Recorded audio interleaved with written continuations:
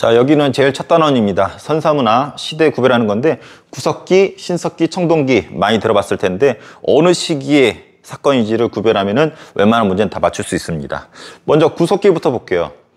이 석기란 표현이 나오는데 이름에도 말해주지만은 돌을 깎아서 만든 시기예요.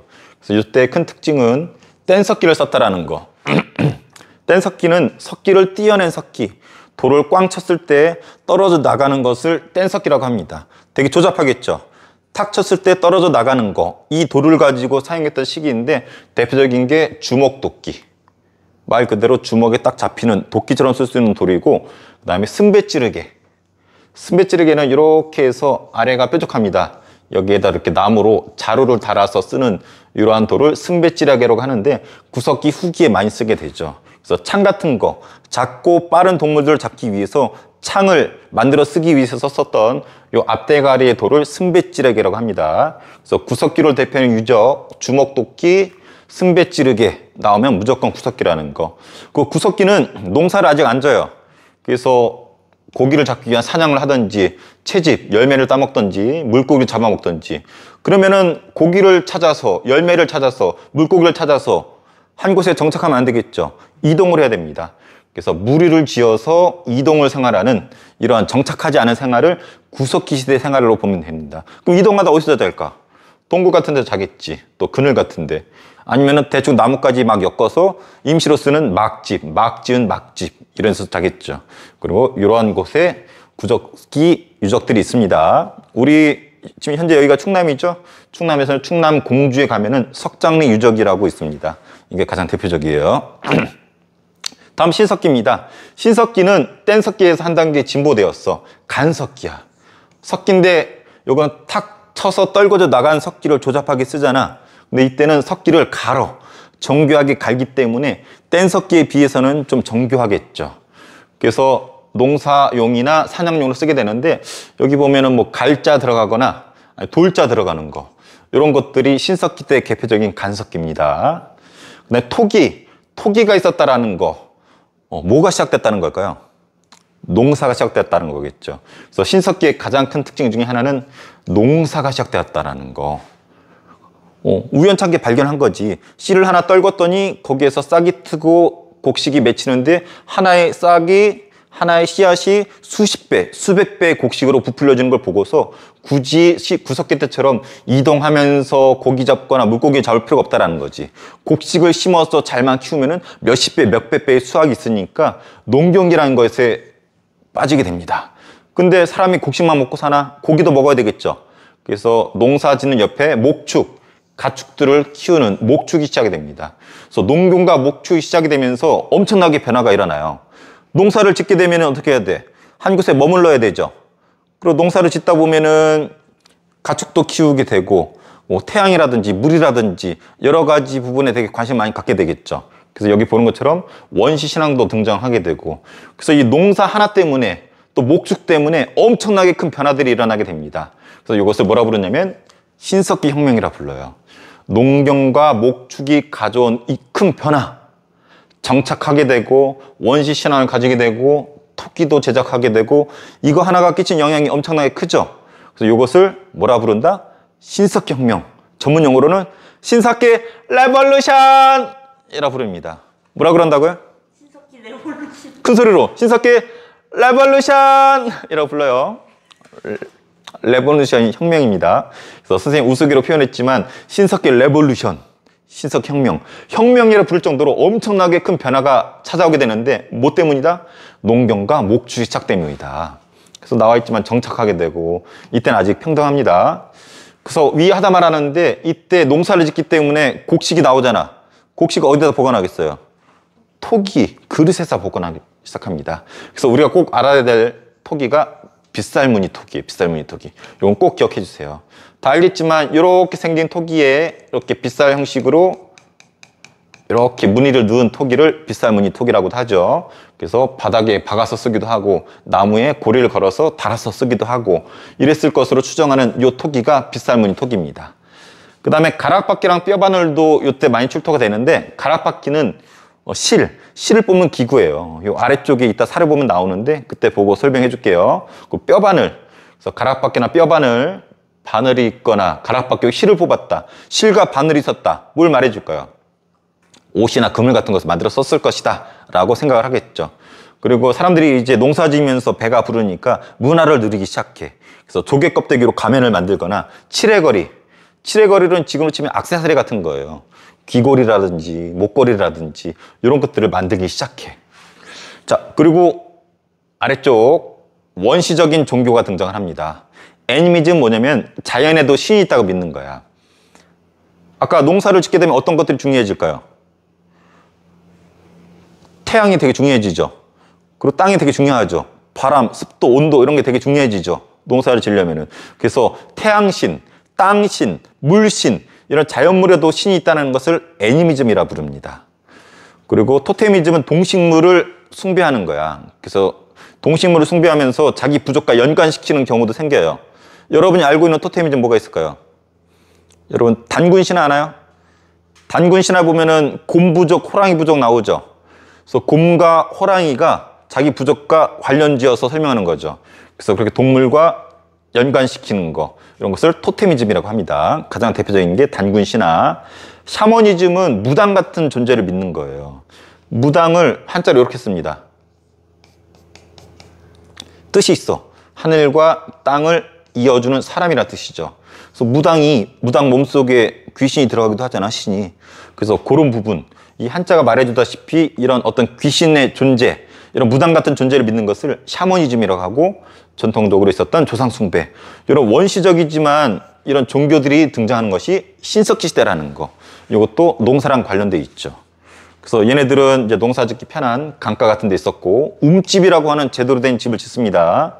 이렇게 해서 바닥은 둥그런 이런 움집의 형태가 신석기 때 등장을 합니다. 그래서 대표적인 유적지가 이렇게 되고, 다음 청동기입니다. 청동기 시대는 뭐가 쓰였다? 청동기가 제작이 되었다. 청동은 굴이나 주석 같은 거 섞으면은 단단한 금속이 되는데 이것을 발견을 한 거죠. 그래서 청동기 하면 대표적인 유물이 비파형 동검. 비파가 뭔지 아나요? 이렇게 생긴 건데 여기 중국의 악기 중에 비파라는 게 있대. 그거랑 비슷하게 생겼기 때문에 비파형 청동검이라고 합니다. 그리고 거울을 만들었는데 상당히 거칠대. 청동으로 만든 거야. 그리고 청동기라 해가지고 농기구를 청동으로 썼다. OX. X예요. 청동기 시대에는 무기는 청동으로 썼고 제사용으로 거친 무늬 거울 만들어 썼었지만 농기구는 아직 돌이야. 대표적인 게 반달돌칼. 어떻게 생긴 걸까? 반달 모양으로 이렇게 생겨서 구멍이 2개 있습니다. 그래서 실을 연결해서 손으로 꽉 껴가지고 이 부분이 날카롭거든. 이 날카로운 부분으로 어떤 곡식의 대가리를 자르는 이런 역할을 했었던 농기구 반달돌칼. 돌로 만들었지만 청동기의 대표적인 농기구라는 거 꼭 알아두세요. 그리고 토기. 아까 신석기는 빗살무늬 토기가 유행했었죠. 근데 이때는 민무늬 토기가 유행합니다. 민자 들어가는 거 뭐가 있을까? 우리 선생님처럼 몸 좋은 사람들은 일부러 이렇게 막 팔뚝 자르고 하고 그러잖아. 이게 뭐야, 이게. 민소매티. 민이란 말은 없다라는 뜻이야. 뭐가 없는 토기일까? 무늬가 없는 토기. 그냥 민자 토기예요. 그리고 여기 유명해요. 미송리식 토기. 토기가 이렇게 있는데 특이하게 이렇게 주둥아리를 만들어 놨어. 이렇게 동그랗게. 그리고 손잡이가 있어요. 그래서 마치 사람이 웃고 있는 것처럼 이런 모양의 토기를 미송리식 토기라고 하는데 이따 아래에서 그림 볼게요. 그리고 우리가 잘 아는 고인돌이 청동기를 대표하는 문화재입니다. 고인돌 뭘로 알고 있나요? 지배층 무덤. 맞아요. 우리가 흔히 이렇게 알고 있는 무덤인데 이게 고인돌이죠. 그래서 여기 아래에 지배층이 묻혀 있을 것이다 라고 이렇게 얘기하고 있죠. 근데 이 돌이 엄청나게 커요. 작은 것도 있지만 이 큰 거 강화도에 가보면은 한 10m쯤 되는 엄청나게 큰 덮개돌이 있는데 이런 거 누가 날랐을 거 아니야. 사람들을 시켜서 그걸 만들었을 거 아니야. 힘이라는 것은 누군가를 움직일 수 있게 하는 게 힘이거든. 그래서 이런 거를 제작할 수 있을 정도의 엄청난 힘을 부릴 수 있는 능력자가 있었을 것이다. 이런 사람들이 있었을 것이다. 그래서 이 고인돌은 지배층이 있었고 그들의 무덤일 것으로 추정하고 있죠. 그래서 지배층이라는 것은 뭐가 등장했다는 것과 계급이 등장했다는 거죠. 그래서 여기 나와 있지만 청동기 때는 계급이 등장합니다. 근데 갑자기 왜 청동기 때 계급이 등장할까? 왜 청동기 때 이게 시작되거든. 벼농사. 벼농사가 청동기 때 시작이라는 것은 신석기 때는 벼농사가 있었다 없었다? 없었다. 그럼 신석기 때는 무슨 농사를 졌을까? 밭농사. 여러분 벼농사가 있고 밭농사가 있는데 신석기 때 이 농경은 밭농사를 말하는 거예요. 조피, 수수 이런 것들. 근데 벼농사는 우리가 쌀 먹잖아, 쌀밥. 그 쌀이 벼거든. 쌀농사는 청동기 때부터 시작이 된 거야. 근데 이 벼농사가 얼마나 획기적이냐면 이 쌀 한 톨이 몇십 배, 몇백 배를 불리기 때문에 엄청나게 많은 곡식을 불릴 수가 있어요. 그럼 그 중에 벼농사를 지어서 잘 된 애는 곡식이 많을 것이고 잘 안 되는 애는 적을 거 아니야. 이 많은 애가 힘을 갖게 되는 거지. 그래서 이 벼농사 때문에 잉여 생산물, 남아도는 생산물이 많아지게 되면서 빈부격차가 생기고 부자들은 지배계층이 되는 계급이 등장하는 겁니다. 그래서 벼농사를 시작해서 계급이 발생하면서 지배층이 죽었을 때 만들었던 무덤을 고인돌로 추정하고 있죠. 그래서 청동기 하면 고인돌을 빼먹을 수 없고 요 지배층을 우리 역사교과서는 뭐라 부르냐면 군장 혹은 족장이라 부릅니다. 군장 혹은 부족장. 우리 부족장 들어봤죠? 요게 청동시대의 우두머리를 이렇게 부르는 거예요. 근데 이 사람들은 비파형 동공 같은 걸로 정치적인 권력도 잡았고 거치문인 같은 걸로 제사도 지내요. 정치적인 권력도 이 사람이 하고 제사도 이 사람이 다 해. 정치적인 권력과 제사까지도 이 사람이 혼자 다 관장해. 이런 걸 뭐라 부르냐면 재정일치라고 부릅니다. 제사랑 정치를 한 사람이 일치시켰다. 그래서 청동기 시대의 부족장은 재정일치의 권력자였었다라는 거. 지금 대한민국은 재정일치예요, 재정분리예요? 재정분리죠. 정치는 누가 담당하고 있어? 윤석열 대통령 같은 정치인들이 하고 있죠. 제사가 종교야, 종교. 뭐 불교, 천주교, 기독교 이런 종교적인 지도자들이 있죠. 지금 윤석열이 막 제사 지내고 카톨릭처럼 이거 성호 굽고 안 그러잖아. 지금은 재정 분리 사회인데 옛날 청동기 시대만 하더라도 재정이 일치했었던 사회라는 거죠. 그리고 대표적인 문화유적으로는 울주반구대 바위 그림이 있습니다. 그래서 요거 꼭 시대 구별할 수 있는 거 이따 한번 선생님 확인해 볼 겁니다. 자, 요 선사시대 부분은 기록이 없어요. 기록이 없기 때문에 유물이 남아 있어. 그래서 시험 문제는 이 유물을 딱 보여주고 어느 시대 유물이냐 이거를 물어봅니다. 그래서 대표적인 유물이기 때문에 요 정도는 암기를 하면 좋습니다. 그래서 주먹도끼, 주먹이 딱 쥐어지는 도끼처럼 쓰이는 거, 구석기, 승배찌르개. 아까 얘기했죠? 요 뾰족한 부분에 뭘 단다? 자루를 달아서 뭐처럼 쓴다? 작고 빠른 동물들을 잡기 위한 창으로 썼던 거, 승배찌르개. 그래서 구석기 유물하면 요 두 가지만 기억해주면 돼. 나머지는 거의 신석기면 청동기예요. 신석기는 아까 갈자가 많이 들어간다고 했었죠. 아니면 돌자가 많이 들어가거나. 그래서 갈자로 시작하거나 뭐 돌보습 뭐 이런 식으로 돌자로 시작되면은 거의 신석기 때 유물이에요. 곡식을 갈았던 거지. 곡식이 있다라는 것은 뭐가 시작되었다? 농사가 시작되었다. 신석기는 밭농사라고 그랬습니다. 또 신석기를 대표하는 토기, 빗살무늬 토기 이렇게 빗살이 있는 거. 그래서 땅에 묻어서 쓰거나 구멍을 뚫어서 실로 연결해서 나무에 달아 썼거나 이런 식으로 썼다고 했습니다. 가락바퀴, 가락우동 뭐 생각하면 안 돼요. 여기 나무 꽃장에 끼워가지고 뺑뺑뺑 돌려서 실을 뽑아내는 기구예요. 그래서 실이 있었고 바늘이 있었다는 거 뭘 말해준다? 그래서 옷 같은 걸 만들어 썼었다. 옷이나 그물 같은 거 이런 거 알려주는 유물이 가락바퀴 아닌 뼈바늘입니다. 그리고 사람들이 배부르니까 문화를 누린다 그랬었죠. 그래서 조개 껍데기 가면 같은 거. 아까 액세서리를 뭐라 그랬었죠? 신석기 때? 칠해거리라고 했어요. 칠해거리. 그래서 이런 것들 신석기 때. 신석기 때는 정착을 하면서 집을 제대로 짓는다 그랬었죠. 그래서 움집. 그래서 바닥이 둥그런 형태의 움집이고 이게 청동기 때 가면은 바닥이 네모내져요. 그래서 바닥이 네모나면 청동기 시대 움집이고 신석기 때만 하더라도 둥그런 형식의 움집이 만들어집니다. 그 비파형 동검. 중국 악기 비파 모양의 이 동검을 비파형 동검이라고 그러고 청동기를 대표합니다. 여기 빠져있지만 거치무늬 거울도 청동기를 대표하는 유물이었었고 청동기 시대의 농기구는 청동기가 아니라 그랬죠. 청동기 시대이지만 뭘로 만들었었다? 돌로 만들었었다. 그래서 반달돌칼. 딱 봐도 반달처럼 생겼죠? 구멍 두 개다 실을 연결하고 손 딱 껴가지고 이 날카로운 부분을 통해서 표, 대가리 같은 거 잘랐었던 이런 농기구 청동기를 대표합니다. 그 청동기를 대표하는 토기. 아까 신석기는 빗살무늬 토기였지만 청동기는 미송리식 토기. 아까 이렇게 둥그런 것에 손잡이가 있고 이렇게 주둥아리가 있다고 그랬었죠? 그래서 사람이 웃고 있는 듯한 이런 모습의 토기, 미성미식 토기. 하나 더 있었는데 기억나요? 무슨 토기? 선생님처럼 몸 좋은 사람들이 민무늬 토기, 무늬가 없는 밋밋한 민무늬 토기. 역시 청동기를 대표합니다. 그리고 고인돌, 이 덮개들이 엄청나게 크고 이걸 움직일 수 있으려면 뭐가 있어야 된다? 힘이 있어야 된다. 힘 있는 사람이 여기 아래 묻혀 있다고 그랬죠. 그래서 이 고인돌은 뭘 증거해주는 유물이다? 지배층. 지배층이 있다는 것은 뭐가 등장했다? 계급이 등장했다. 계급은 뭐 때문에 만들어졌다? 벼 농사를 지면서 인형 생산물을 많이 가진 지배층이 있고 계급이 생겼다. 그 지배층이 묻힌 것이 고인돌이다. 고인돌이 많은 것이 인천의 강화도, 그리고 전라북도의 고창, 화순, 뭐 이런 부분에, 이런 지역에 고인돌이 많이 분포하고 있어요. 그래서 요 유물들 나오면은 꼭 어느 시기인지 구별할 수 있어야 됩니다. 오늘 당장 기억은 안 날 거예요. 여러분 복습하다 보면은, 문제 풀다 보면 항상 나오는 게 이거니까 꼭 이 정도는 기억을 해주세요. 자, 다음은 고조선입니다. 고조선은 우리가 알다시피 최초의 국가이죠.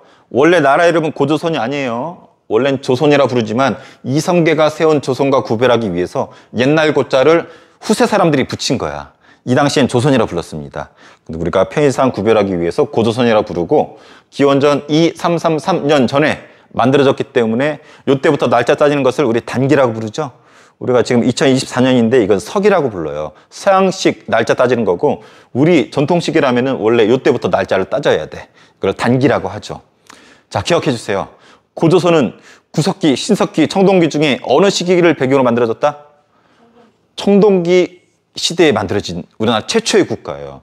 그래서 우리나라 최초의 국가는 고조선이고 청동기 문화를 바탕으로 등장한 나라이다. 근데 어디에 위치했는지 알아요? 기록 가지고는 확인하기가 어려워. 근데 공교롭게도 이 지역에서 똑같은 게 나와요. 뭐가 나오냐면 비파형 동검, 아까 기억납니까? 중국 악기 비파를 닮은 동검과 고인돌이 여기서, 희한하게 여기서 공통되게 출토가 돼. 아, 그럼 여기에 어떤 나라가 있었겠구나라고 추정할 수 있겠죠. 이것을 고조선으로 보고 있는 겁니다. 근데 고인돌이 아까 편의상 스님이 이렇게만 소개해 줬는데, 이런 고인돌이 가장 전형적인 고인돌이고, 고인돌의 종류가 여러 가지가 있어요. 근데 중학교 수준에서는 크게 두 종류, 요 두 가지 종류의 고인돌이 있습니다.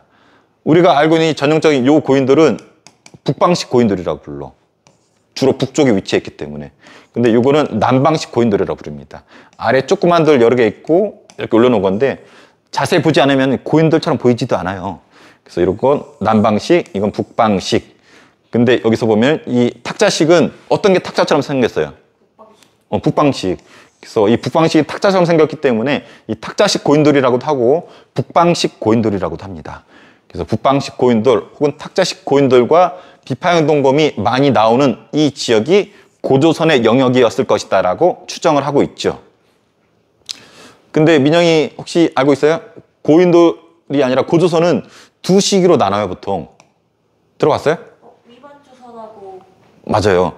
우리가 이따 보겠지만 이 아래 보면은 단군 신화가 나오는데, 단군 왕검이 고조선을 세웠다고 알려져 있잖아. 이때를 단군조선이라 부르고, 근데 이 단군조선이 쭉 이어지다가 위만이라는 사람한테 나라를 빼앗깁니다. 이때부터를 위만조선이라 불러요. 그래서 단군조선, 위만조선이 있는데, 위만이 이때 등장하게 되죠. 단군조선이 쭉 가다가 중국에서 위만이라는 사람이 고조선으로 이주해 옵니다. 근데 이때 단군조선의 왕이 위만을 믿고 서쪽, 우리나라 기준으로 이 서쪽을 중국으로부터 방어하는 책임자를 만드는데, 얘가 배신을 때리고 단군조선을 무너뜨립니다. 그래서 그 당시 왕이었던 준왕을 쫓아내버리고 지가 왕이 돼버려, 위만이. 이때부터를 뭐라 부르냐면 위만조선이라 불러요. 위만조선. 위만은 사람 이름이야. 근데 이 사람은 중국에서 살다가 우리나라 넘어왔는데, 중국에서 넘어왔는데 우리나라 사람인 걸로 추정을 해요. 증거가 있을까? 우리나라 고유 머리 스타일인 상투 알아요? 상투를 틀고 왔고, 그 옷을 우리 전통 무슨 색깔 옷 입었어요? 하얀색 옷을 입거든. 흰 옷을 입거나. 그런 부분 봤었을 때 이 위만은 우리 조선 사람일 것이다 라고 추정을 하고 있는데, 어쨌든 이런 조선 사람의 걸 추정하는 위만이 중국에서 넘어와서 믿고 맡겼는데 이 새끼가 왕을 몰아내고 지가 왕이 되었네. 이때부터를 위만 조선이라고 부릅니다. 근데 이 배신자가 우리나라 넘어오면서 그냥 넘어온 게 아니야. 아주 따끈따끈한 신문물을 가져왔어요. 그게 뭔지 알아요? 철을 가져옵니다. 철. 우리 구석기, 신석기, 청동기, 그 다음에 뭔지 알아요? 철기. 그래서 우리나라 철기는 이 위만조선이 중국으로부터 철기를 가져오면서 확산이 되었다라고 얘기를 해요. 근데 이 위만조선이 망하게 돼. 왜 망하냐면은 이렇게 우리 고조선이 있죠. 엄밀히 말하면 위만조선이죠. 근데 이때 중국이 한 나라였어. 그리고 여기 아래쪽에 여러 나라들이 있거든요. 근데 고조선 위치가 딱 보면 어때? 한 나라하고 이 아래 한반도 남쪽의 나라들하고 중간에 위치하고 있죠. 그래서 물건을 띄어다가 여기다 팔고, 여기서 물건을 띄어다가 여기다 팔고, 중간에서 이득을 취하고 있죠. 이런 걸 뭐라 부르냐면 중개무역이라고 불러요. 그래서 위만 조선은 철을 가져와서 발달도 했지만은 요 한나라랑 요 남쪽의 한반도 남쪽의 나라들 중간에 껴서 중개무역을 하면서 경제적으로 성장한 나라였었다라는 거죠. 근데 이거를 괘씸하게 여겼던 게 누구냐면 한나라에 아주 유명한 황제가 있어요. 한무제라고 중국인들이 존경하는 3대 황제가 있거든. 그 황제 중에 하나가 한무제야. 그래서 고조선이 한나라랑 한반도 남부랑 중간에서 이득을 취하니까 한무제가 그걸 못 보고 고조선을 공격해 와서 멸망시킵니다. 그래서 우리가 중학교 2학년 때 세계사 할 때 한나라 무제 배웠어요. 한나라 무제가 우리 고조선을 무너뜨려. 우리나라 최초의 국가였던. 그리고 한나라가 여기 고조선 식민지 지배할 거 아니야. 그래서 얘네들이 뭘 설치하냐면은 군현이라는 걸 설치합니다. 군현. 그래서 한나라가 설치했기 때문에 한군현이라고도 하고 4개를 설치했기 때문에 4군현이라고도 합니다. 그래서 한나라 무제가 고조선을 무너뜨리고 만든 식민지를 한군현 혹은 4개였기 때문에 4군현 이렇게 부릅니다. 그리고 고조선 망했잖아. 이 망한 우리 민족들 어디 갔을까? 민영아 어디로 갔을까? 남쪽으로 아래로 내려갑니다. 그래서 아래에 털을 잡고 살게 되는데 이게 우리가 다음 시간에 배울 수많은 나라들이 이 고조선의 후예들인 거예요. 고조선에 대한 기록은 몇 개 없어요. 단군 신하랑 법이 있었대. 고조선의 법이 몇 개인지 알아요? 8개가 있었대. 되게 단순하죠. 한 나라를 운영하는데 법이 8개밖에 없었대. 근데 현재 3가지가 전해져 온대요. 8개 중에서. 근데 한 나라가 지배를 하면서 이 8개밖에 안 되는 조항이 되게 많아졌대. 갈수록 삶이 되게 뭐랄까 각박해졌다는 거겠죠. 8개로 유지되던 나라가 수십 개로 늘어났으니까. 어쨌든 이 8주법을 통해서 3개밖에 전해져 오진 않지만 그 당시 고조선의 분위기를 알 수가 있겠죠. 그거는 이제 아래에서 볼게요. 자, 고조선 사료입니다. 고조선 문화 범위예요. 아까 얘기했었죠. 이렇게 공통되게 뭐가 출토된다? 여기 프린트 보면 나오는데 탁자식 고인돌과 비파형 동검. 그래서 공통되게 여기 많이 나오기 때문에 고조선의 위치가 여기였을 것으로 추정하죠. 역사가들끼리 맨날 싸워요. 근데 우리 교과서에서는 고인돌, 특히 북방식, 그리고 비파형 동검이 여기서 출토 많이 되기 때문에 여기 아마 고조선이 있었을 것이다 라고 보통 가르치죠. 그리고 팔조법. 고조선에 사료가 몇 개 없지만 팔조법이 전해져 온다고 그랬죠? 다 전해져 오진 않고 3가지만 전해져 옵니다. 사람을 죽인 자는 즉시 죽인대. 이걸 통해서 뭘 할 수 있을까? 생명을 존중했다. 사람 죽이면은 소중한 사람을 죽였기 때문에 그 새끼도 죽여버리는 거지. 생명을 존중한 걸 알 수가 있어요. 자, 남에게 상처 입힌 자는 곡식으로 갚는다. 뭘 할 수 있을까? 사유재산이. 곡식이 있었다는 것은 개인재산, 사유재산이 있었다는 걸 알 수가 있겠죠. 도둑질하는 새끼는 노비로 삼는다. 노비란 단어가 등장하네. 뭘 할 수 있을까? 계급이. 그렇죠. 계급이 있었다는 걸 알 수 있겠죠. 그리고 용서를 받으려면 돈을 줘야 돼. 역시 뭐로 할 수 있죠? 개인 재산이 있었다는 걸 알 수가 있겠죠. 그래서 이 8조법을 통해서 뭘 읽을 수 있는지 시험에 잘 나옵니다. 그래서 생명을 존중했었고, 개인 재산이 있었고, 신분제도가 있었고, 그리고 사유재산이 있었다는 것을 읽을 수가 있어야 됩니다. 그리고 단군신화는 여러분들 많이 봤었을 거예요. 단군신화 실려있는 가장 오래된 책이 뭔지 아는 사람? 네? 삼성유사? 아니 삼성유사. 삼국유사. 이란 스님이 쓴 삼국유사. 고려시대 때 쓴 책이에요. 여기에 단군 신화가 최초로 실려 있어요. 워낙 잘하는 내용이지만 이거 읽고 해석하는 게 또 시험에 잘 나옵니다. 환인의 아들 환웅이 널리 인간을 이렇게 하고자 지구상에 내려왔대. 자, 여기서 널리 인간을 이렇게 하다를 네 글자로 뭐라 부르죠? 홍익인간. 이 홍익인간은 우리 대한민국의 교육 철학이기도 해요. 여러분이 중학교까지 의무교육이잖아. 국가가 여러분을 교육시키는 목적은 뭐냐고 물어보면은 홍익인간 되는 게 목적이에요. 교육법에 나와 있어. 해방 이후에 우리나라 교육법을 만들었을 때 우리나라의 교육은 홍익인간 만든 것이 목적이다라고 되어 있습니다. 그래서 남한테 널리 이롭게 이타적인 인간, 개인만 챙기는 이런 찌질한 새끼가 아니라 널리 다른 사람한테 이롭게 하는 인간 만드는 게 우리 대한민국 교육의 목적이에요. 그러니까 여러분들 홍익인간이 되세요. 파란색 인간 되지 말고 홍익인간. 그래서 밥도 돈가스 먹을 때도 홍익 돈가스 이런 데 가서 먹으라고. 그래야지 홍익인간이 된다고요. 그래서 홍익인간. 근데 이 환웅이 내려올 때, 하늘에 내려올 때 그냥 내려온 게 아니야. 이런 거 가져왔대. 바람, 비, 구름. 이거 다 뭐랑 관련된 거야? 바람, 비, 구름. 다 농사랑 관련된 거지. 그래서 농경사였다는 거 알 수가 있어요. 그래서 요 대목에서 아, 고조선은 농경사였었구나. 그래서 하다가 곰탱이랑 호랑이탱이가 사람이 되길 원했대. 곰과 호랑이란 동물이 등장하네? 실제로 곰과 호랑이일 수도 있지만 이건 비유야. 곰 부족과 호랑이 부족이 왔다라는 거지. 둘이 배틀 뜬 거지. 사람 되기 위해서. 이런 거 뭐라고 그랬었죠? 곰 부족, 호랑이 부족, 자기 부족을 어떤 특정 동물이나 식물과 숭배하면서 연관시키는 거. 토테미즘. 토테미즘 흔적 지금도 있어요. 쌤이 지금 3월달만 기다리는데 3월달에 쌤이 제일 좋아하는 프로스포츠 프로야구가 개막하거든. 쌤은 기아 타이거즈 팀입니다. 타이거즈. 기아의 선수들은 호랑이처럼 용맹하다. 우리 충청도 맨날 꼴찌하지만 하나 이글즈. 동물과 연관시키잖아. 또 뭐 있어요? 삼성 라이온즈. 삼성 사자랑 비교하잖아요. 이게 토테미즘 흔적이에요. 우리 대학교도 많잖아. 어떤 연세대는 복수리. 그 다음에 저 호랑이는 고려대. 어떻게 보면 토테미즘과 관련돼 있어요. 어느 시대 때 등장했다? 토테미즘은? 신석기 때. 자, 그리고 우리 잘 아는 것처럼 쑥과 마늘을 주고서 100일간 배틀시켰더니 누가 이겼다? 곰이 이겼다. 실제로 곰이 이긴 게 아니라 곰부족이 이겼다라는 거죠. 토테미즘의 흔적이에요. 그리고 해가지고 단군왕검이 태어났네. 단군왕검이 또 여러 가지 의미가 있죠. 이건 합성어입니다. 단군은 뭐를 의미하냐면 제사장. 그러니까 종교적인 영역인 제사장. 왕검은 정치적인 짱을 말해요. 정치적 지배자. 그래서 앞에 그랬다면 뭐예요? 재, 정. 이 한 글자로 묶여있죠. 재정일치야, 재정분리야. 재정일치사회다. 그래서 이걸 통해서 고조선은 재정일치사회라는 걸 알 수가 있겠죠. 아까 재정일치였던 거 또 있었는데 뭐가 있었지?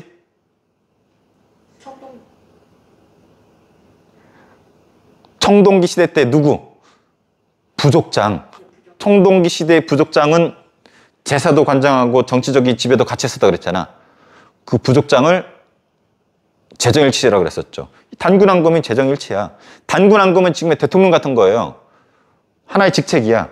1대 단군왕검이 있고 2대 단군왕검이 있고 3대 단군왕검이 있는 거야. 그래서 이게 하나의 이름이 아니고 하나의 직책 이름입니다. 그래서 단군 신화를 통해서 이런 거 읽을 수 있어야 돼요. 자, 최종 정리 갈게요. 여기서는 이제 보라색이 상당히 중요한 것들이에요. 자, 여기 시기 구별하는 게 중요했어요. 구석기 때는 뗀석기, 주먹도끼, 승배찌르기 달아 나오면 구석기. 자, 신석기. 자, 여기 신석혁명. 뭐가 시작되었다? 농사가 시작되었다. 목축. 그래서 농경과 목축으로 신석혁명이라 불리는 이유는 엄청난 변화를 가져왔기 때문에. 그래서 토기도 만들었고, 비싸면 토기, 가락바퀴나 뼈바늘로 옷도 만들고 그물도 만들고, 그리고 돌을 갈아서 썼다라는 거, 그리고 원시적인 신앙등이 등장했었다라는 거. 청동기가 쓰이는데 무기를 만들어 쓰거나 제사용 거친 무늬 거울을 썼다라는 거. 그리고 농기구는 아직 돌, 반달도골에 쓰였다라는 거. 토기, 이때 비싸무늬 토기라면 이때는 무늬가 없는 민무늬 토기나 미송리식 토기라는 거. 지배층이 무덤이 고인들이 등장했다라는 거. 그리고 이때 큰 특징은 벼농사가 시작되었다라는 거. 벼농사는 수확물이 많기 때문에 빈부 차이에서 계급이 발생했다라는 거. 그리고 군장이라고 하는 지배층이 등장했고 재정일치 사회였었다라는 거. 대표적인 군장이 아까 봤었던 단군왕금이라는 거. 자, 유물. 자, 요거 나오면은 구석기. 자, 요거 비싸면 토기, 가락바퀴, 뼈바늘, 껍데기 가면 움집. 이런 거 나오면은 신석기. 그 다음에 비파형 동검, 반달독칼, 미성식 토기, 민무늬 토기, 고인돌 나오면 청동기. 딱 구별해줘야 되고. 자, 고조선 삼국유사에 처음 나온다고 그랬었죠. 그리고 영역은 요거 일치하는 부분이 있기 때문에 영역은 이거 통해서 알 수가 있고, 단군 조선이었지만 위만이 등장하면서 위만 조선이라 불린다라는 거. 위만 조선이 꼭 나쁜 건 아니라는 거. 철기를 가져왔다라는 거. 그리고 중개무역으로 우리가 번성했지만 한무제한테 괘씸죄로 침공당해서 망했다라는 거. 그리고 팔주법이 원래 있었지만 세 가지가 전해져 온다라는 거. 그래서 영역은 아까 봤다시피 탁자식 고인동과 비파형 동검으로 이렇게 추정할 수가 있고, 팔주법 중에 세 가지가 전해져 온다라는 거. 그래서 생명존중 알 수 있었고, 그리고 사유재산 있는 거 알 수 있었고, 그리고 계급이 있는 거 알 수 있었죠. 사유재산. 단군신화 삼국유사에 잘 나와 있었다고 그랬죠. 그래서 여기에서 홍익인가를 읽을 수가 있고, 여기에서 농사지었다는 거 알 수가 있고, 자, 여기에서 곰과 호랑이 토테미즘 읽을 수 있었고, 여기서 재정일치 사회라는 거 알 수가 있었죠.